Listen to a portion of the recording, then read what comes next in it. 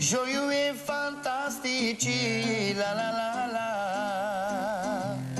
Se întrecând un derby, la la la la.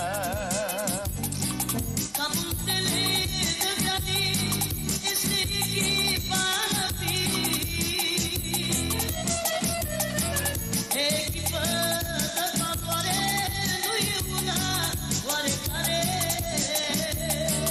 Eu știu și cine câștigă, roșii-albaștri o să învingă și o să se bucure fanii, Steaua lui Gigi Becali. Unica cea e bine sus, e antrenorul Lucescu.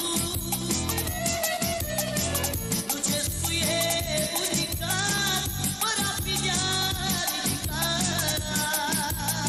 Doar echipa cu credință va aduce biruință, cu multe faze frumoase, la fel ca în 86.